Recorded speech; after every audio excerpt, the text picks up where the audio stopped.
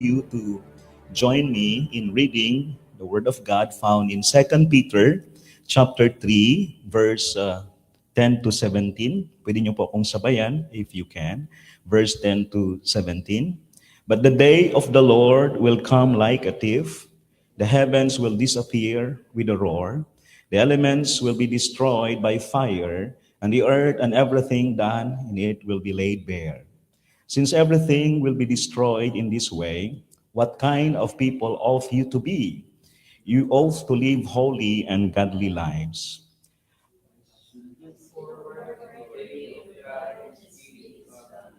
That day will bring about the destruction of the heavens by fire, and the elements will melt. Verse 13.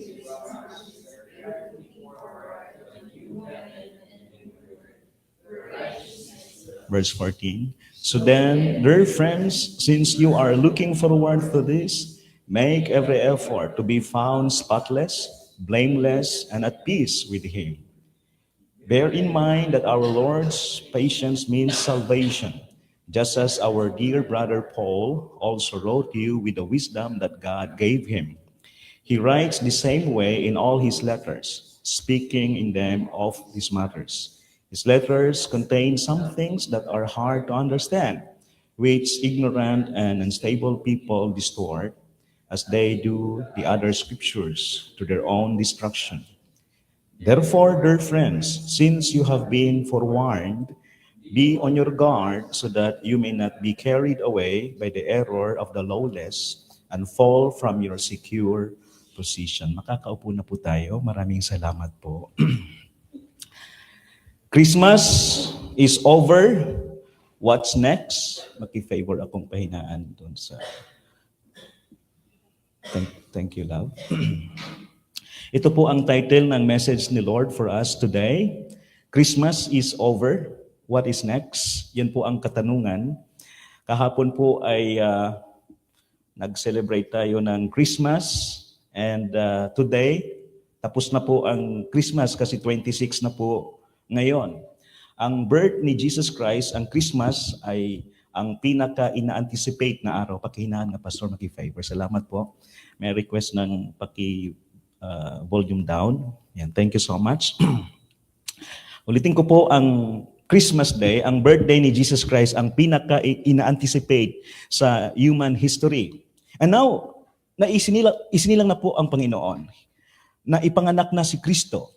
So anong sunod? At ang Panginoon po, after niya isilang, namuhay siyang perfect kind of life, and siya po inihandog na, namatay na ang Panginoon, nailibing na, at nag-resurrect na si Lord Jesus. And nag-ascend na siya sa heaven. Now, ano ang next big event or the most important event na atin pong inaabangan, na ating hinihintay? What's next after Christmas? Ito po ang katanungan. Ngayon po, kung tayo po ay seryoso at malalim ng Kristiyano, alam natin ang kasagutan na ang ating inaabangan ay ang big day of the Lord, yung kanyang return, the second coming of the Lord. Yan po ang ina-anticipate ngayon. Yan ang inihintay ng mga mananampalataya, yung muling pagbabalik ng ating Panginoong Hesukristo. Huwag tayong manatili sa Christmas Day.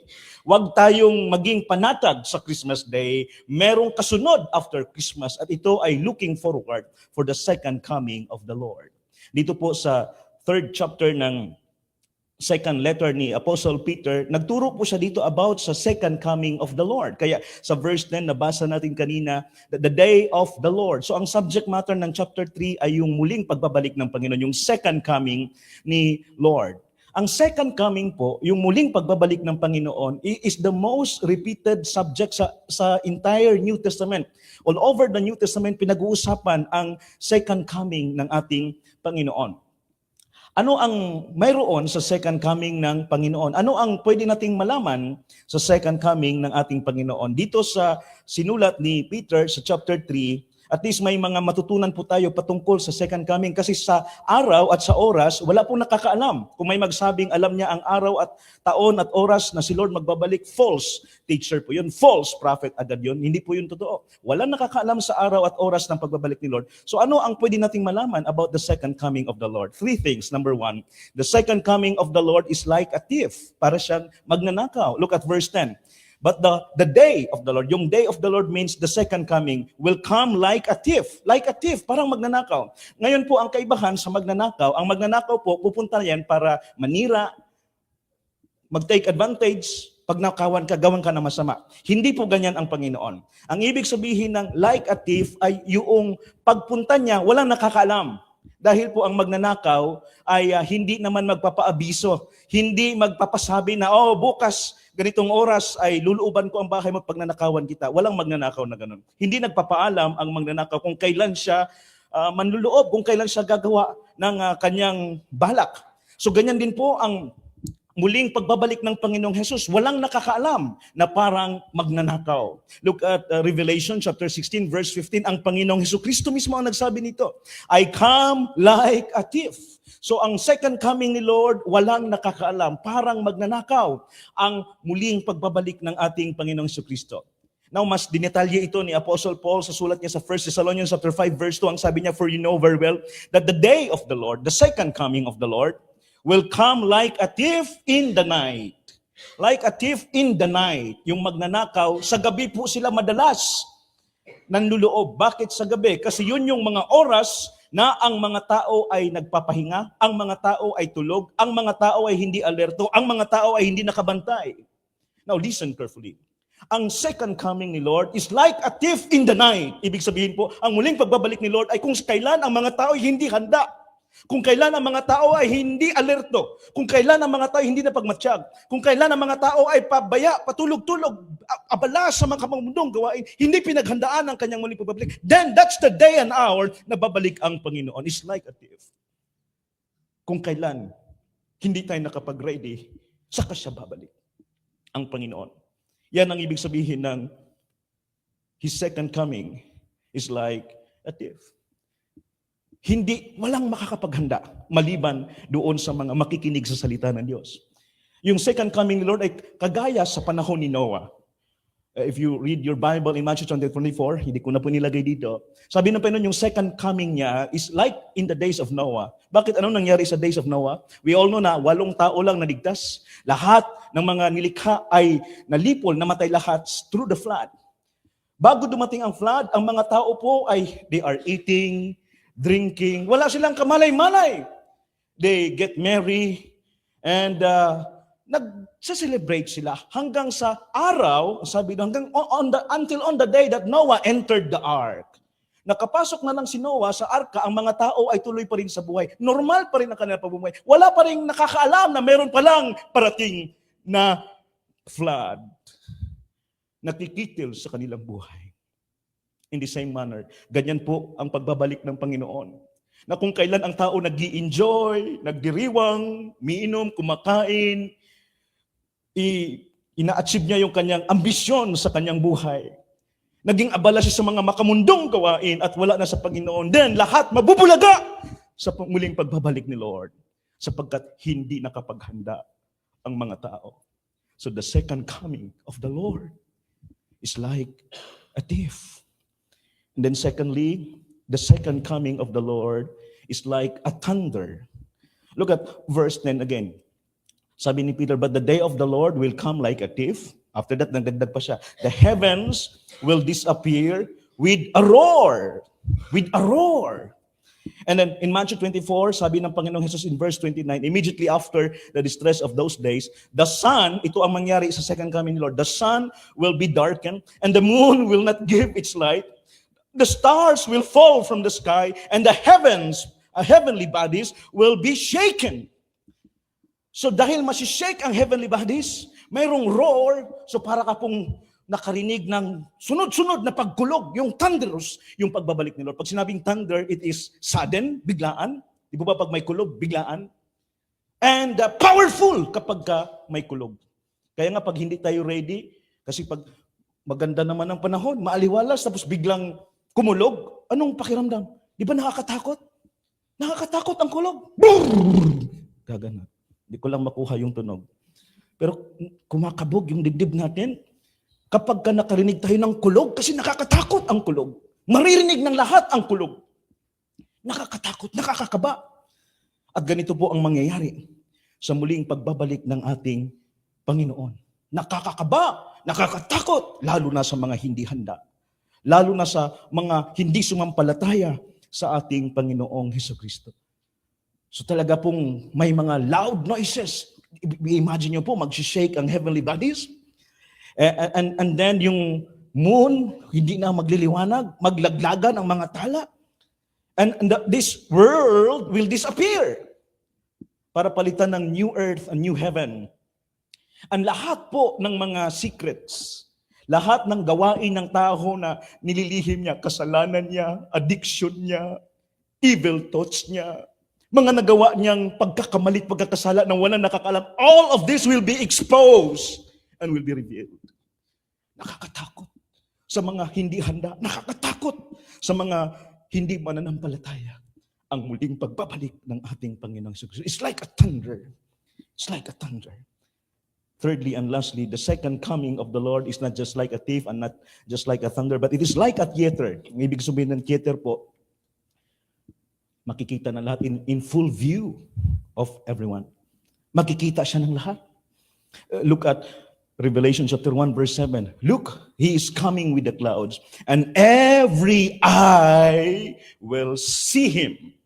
Every eye will see the Lord on His second coming. Sinabi rin po ito ng Panginoong Hesus in Matthew chapter 24 verse 30.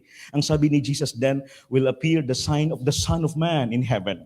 And then all the peoples of the earth will mourn when they see, all peoples will see the Son of Man coming on the clouds of heaven. Yung pagbabalik ni Lord po ay makikita na siya ng lahat.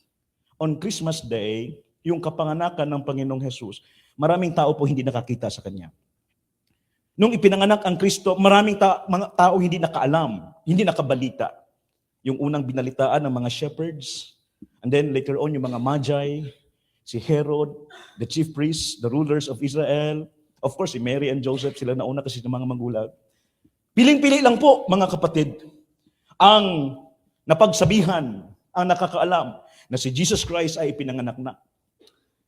At nung isinilang ang Panginoong Jesucristo sa Christmas Day, marami pong nag-ignore, maraming nag-reject, hindi siya pinansin, hindi siya pinag-aksayan ng oras.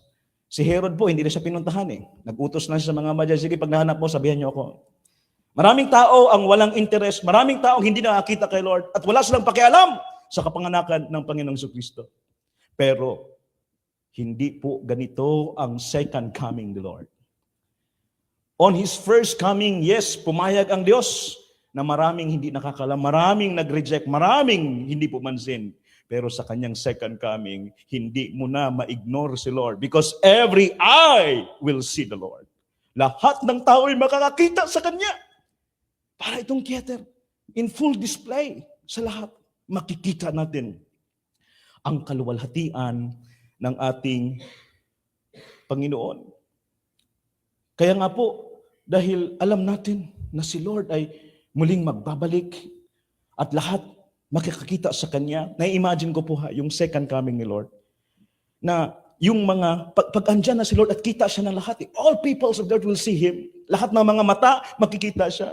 Na-imagine ko po ngayon, yung mga mata ng mga ungodly, mga mata ng hindi sumasampalataya, at mga mata ng mga pumupunta sa church pero hindi prepared sa second coming. Nagpabaya. Yung mga mata nila ay mapupuno, mababalutan ng mga luha. Luha ng pagsisisi, luha ng pagkatakot, sapagkat hindi nila kinilala si Lord. Hindi sila handa sa muling pagbabalik ng Panginoon. Magtatangis po sila sa pagsisisi kasi huli na ang lahat. This is the day na tinakda ng Panginoon sa Kanyang muling pagbabalik. Wala na pong pag-asa na ang mga taong hindi kumilala, ang mga taong nagpabaya, ang mga taong hindi handa, kahit sabi mong may religion ka pero hindi ka naghanda sa muling pagbabalik ni Lord. Wala nang pag-asa kapag siya'y bumalik na. That's it. That's the final day. That's the judgment day. Hindi po totoong meron pang maiiwanan sa rapture.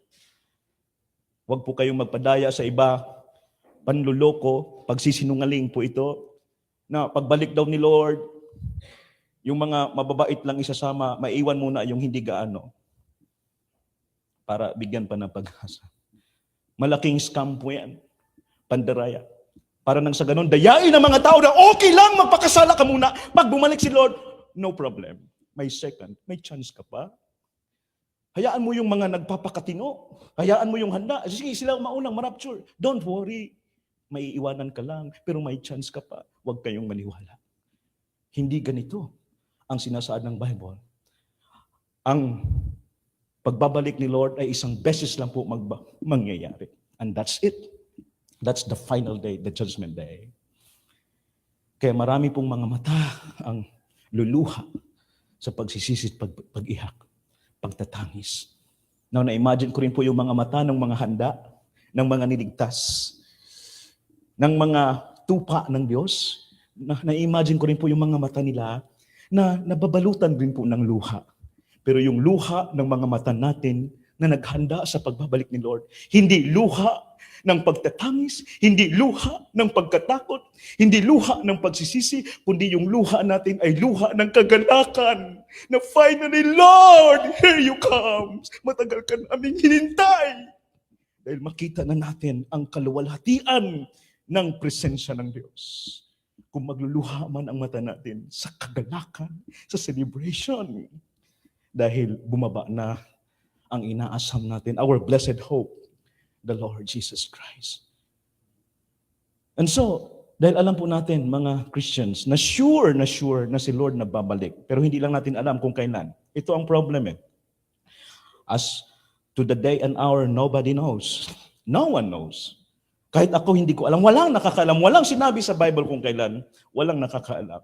And so, paano tayo mag-prepare? How should we prepare for the Lord's return? This is the biggest question after Christmas. After Christmas, what's next? Yung second coming. So sa second coming, alam natin, kailangang maghanda kasi babalik siyang like a thief, like a thunder, and like a theater. So how should we prepare? Ito rin po ang tanong ni Apostle Peter dito sa chapter natin. Look at verse 11. Sabi ni Peter, since everything will be destroyed in this way, what kind of people ought you to be? Yung verse 11 po sinasabi niya, since ganito mangyari sa judgment day, sa second coming ni Lord, so, anong preparation natin? What kind of people ought you to be? Siya rin po ang sumagot. Sa next line, sabi niya, you ought to live holy and godly lives. So the question now is, how can I live holy and godly lives? Ang sagot po ay nasa verses 14 to 17. And allow me to unpack this to you. And hinanda natin sa 3 points. Sikapin ko pong mabilisan lang dahil kulang yung time natin. To live holy and godly lives, we must remain washed. Look at verse 14. So then, dear friends, since you are looking forward to this, again yung looking forward, yung second coming ni Lord. Habang nag-aabang tayo sa second coming ni Lord, ano dapat gawin? Make every effort to be found spotless, blameless, at peace with Him. So, madatnan daw po dapat tayo pag second coming ni Lord, samantalang yung iba, nabulaga ang lahat dahil nasa karumihan. Dapat daw po tayo na mga handa, dapat tayo mga seryosong Kristiyano, madatnan niya tayo. We will be found spotless, blameless. Anong ibig sabihin po niyan? Spotless, blameless. Ibig sabihin po, hindi nagpapatuloy sa karumihan. Hindi namumuhay sa kasalanan. But you pursue holiness, you pursue righteousness, you live in obedience to the Word of God. You live walking in step with the Holy Spirit. Ito ang ibig sabihin ng spotless and blameless. Revelation chapter 1 verse 7, ganito po ang ating mababasa. 22 verse 14. Ang sabi po dito sa Revelation 22 verse 14, blessed are those who wash their robes sa pagbalik ni Lord. Ang mga pinagpala lang po, yung ang kasuotan nila ay spotless, blameless. I like the song I Will Sing by Steve Cuban. Sabi doon sa lyrics niya, I long to be the bride that you're returning for, dressed in garments white and wrinkle-free. Ibig sabihin po niyan, itong Revelation 22 verse 14 na walang dungis, walang kapintasan, bilang bride, maputi, dalisay, pure. Yun ang babalikan ni Lord. Na dapat tayo bilang church ay ganun tayo na bride. We remain washed. Kasi nilinis na tayo ni Lord by the precious blood of the Lord Jesus Christ. Since nalinis na tayo, ay huwag na tayong magpakarumi. Read the Bible. Tingnan niyo po kung paano pinapatawad ni Lord ang tao, at after niyang patawarin, anong sinasabi ni Lord? For example, in John chapter 8, after niyang patawarin yung a woman caught in adultery, in the act of the adultery, sabi ni Lord sa kanya, I don't condemn you, ibig sabihin, I forgive you. Now, go live your life of sin. In other words, sin no more. Huwag ka nang magpatuloy sa pagkakasala. Alam niyo po, nakakalungkot. Today, ang daming mga ngaral ngayon, kaya magbantay tayo. Ang daming mga ngaral na pag naligtas ka na, okay na, kahit magpakasala ka kasi hindi mawawala ang iyong kaligtasan. Magpatuloy ka lang sa pagkakasala. Hindi po ganun. Napakamandaraya ng diablo ng Satanas. Ang pakay ng diablo ay sirain, pagnakawan, patayin ang ating relasyon sa Panginoong Diyos. Pero ang Panginoon malinaw sa kanyang tinuturo. Ngayong pinatawad na kita, live your life of sin. Discontinue a life of sin. Yan ang tinuturo ng Panginoon. Huwag magpatuloy. At ganito tayo naghahanda sa second coming ni Lord. Huwag nang magpatuloy sa kasalanan at karumihan. Dahil kung nagpapatuloy ka, hindi mo hinahanda ang iyong sarili sa muling pagbabalik ng Panginoong Diyos. Look at 1 John chapter 3 verse 9. No one who is born of God will continue to sin because God's seed remains in them. They cannot go on sinning because they have been born of God. Ang totoong born again, ang totoong mga anak ng Diyos sa Espiritu, hindi na po nagpapatuloy sa pagkakasala, mga kapatid. Napakalinaw po ng Bible. No one who is born of God will continue to sin. Once you are washed, you remain washed to be prepared sa second coming ni Lord. Pastor, my problem is, nagkasala ako kahapon lang kanina. Then ask for cleansing, ask for forgiveness. Then by the grace of God, you pursue holiness, pursue righteousness, prepare yourself for the second coming of the Lord. Dahil no one knows, baka mamaya andun ka sa iyong pagkakasala nung dumating ang Panginoon. At hindi tayo nakinig sa kanyang salita. Yan ang ibig sabihin ng remain washed, spotless, blameless, hindi na nagpapatuloy sa kasalanan. Napakahalaga po nito na tayo po'y sumusunod sa kalooban ng Diyos. Kaya nga pangalawa, para makapamuhay tayong holy and godly, we must remain watchful. Not only watch, but remain watchful. Look at verse 17. Ang sabi ni Peter, therefore, dear friends, since you have been forewarned, nawarningan na daw ang church, mga kapatid, huwag tayong hindi ako binabalaan, hindi ako sinabihan. No, nag-warning many times ang Word of God. Winarningan na tayo. Since may warning na sa atin, be on your guard. Ibig sabihin nito, keep watch, maging mapagbantay, maging alerto sa muling pagbabalik ni Lord.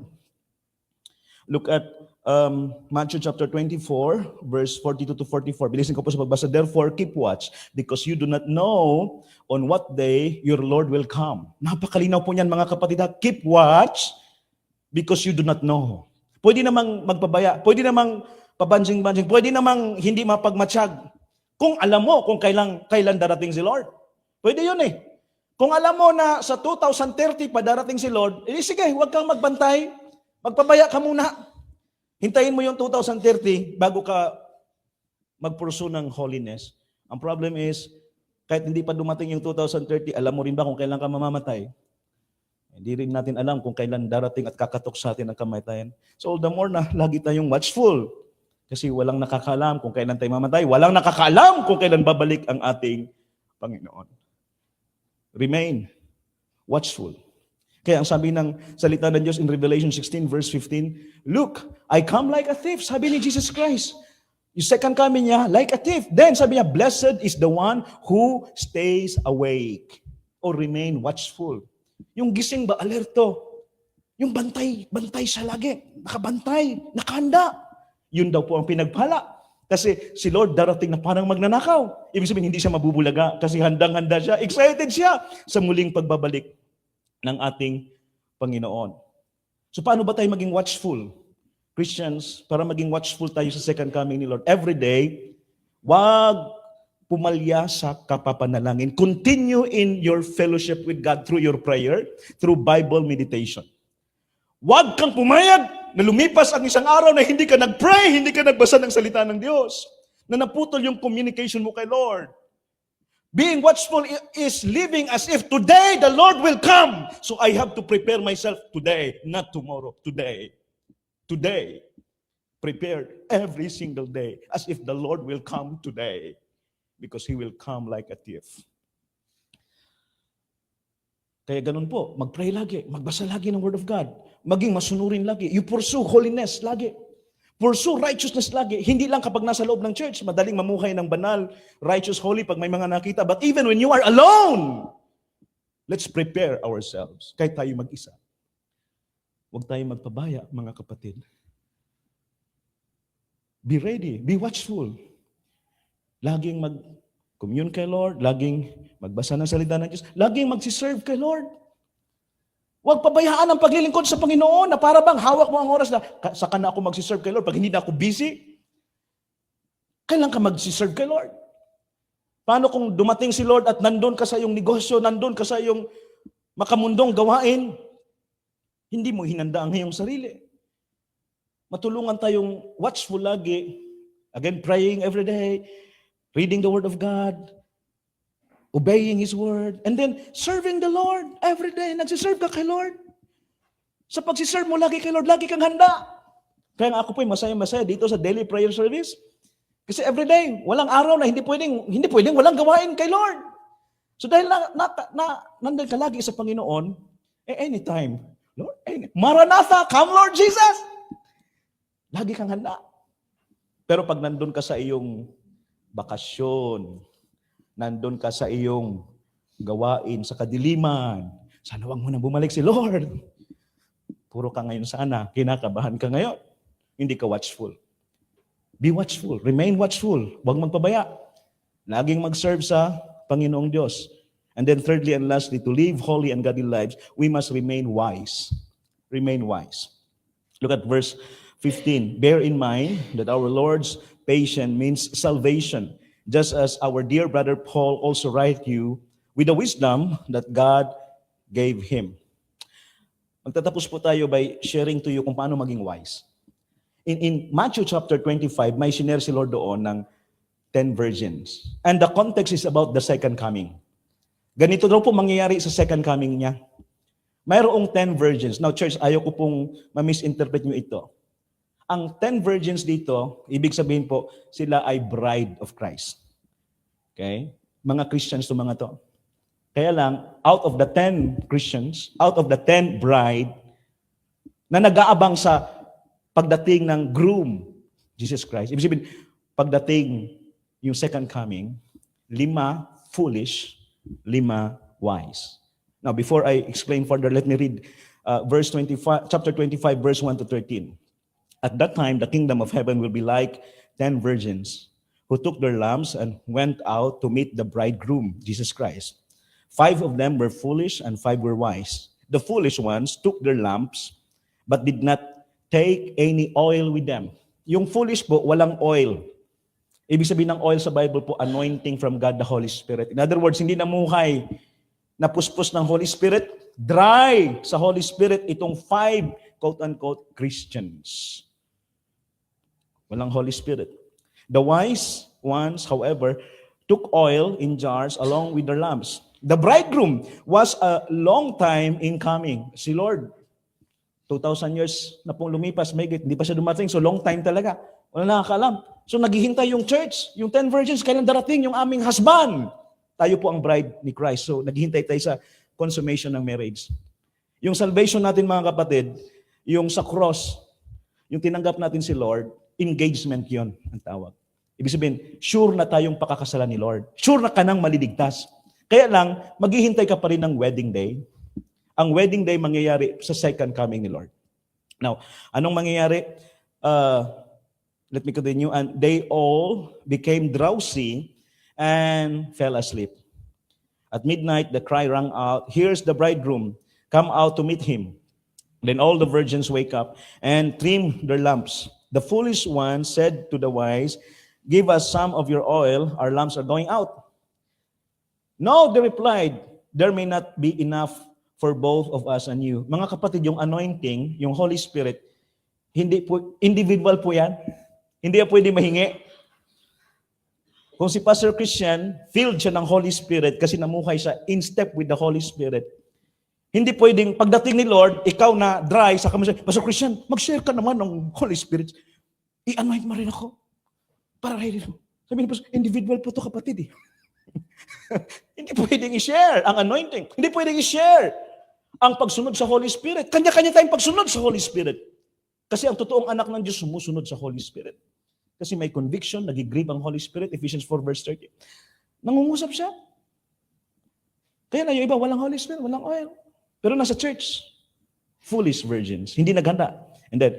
And verse 10, but while they were on their way to buy the oil, the bridegroom arrived. Yun na, biglang dumating si Lord. The virgins who were ready, yung handa, went in with him in the wedding banquet. Ay, sabihin, nakarating sa kaharian ng Diyos. And the door was shut. Later, the others also came, Lord, Lord. You see, mga Christians nung five foolish, tumawag silang, Lord, Lord. They said, open the door for us. At kung idagdag ko po yung Matthew 7, did we not prophesy in your name? Did we not perform miracles in your name? Did we not say Jesus is Lord? Did we not accept you as Lord and Savior? I am your bride. I am a virgin. Kaya lang, hindi ako naghanda. Sa second coming mo, nagpabaya ako sa pamumuhay ko. And the Lord will tell them, verse 12, he replied, truly I tell you, I don't know you. Therefore, keep watch, because you do not know the day or the hour. So, we need to remain wise. Ang pagiging wise sa pamuhay bilang Kristiyano po ay not on our own understanding. Ang pagiging wise ng Kristiyano, hindi yung matalino ka, tuso ka, mahusay ka, mag-analisa. Hindi po ganon. Ang pagiging wise ng Christian ay yung hindi siya nananangan sa sarili niyang katalinuhan, kundi nagpapasakop siya sa banal na Espiritu Santo sa kanyang buhay. That, my brothers and sisters, is being wise. You walk under the guidance of the Holy Spirit. That's being wise. You obey His word. Lahat ng mga plans, decisions, actions, words, lahat ay iyong isinasangguni sa banal na Espiritu Santo. Anong gusto niya, yan ang iyong ginagawa. That's being wise. Ganyan tayo dapat magiging wise.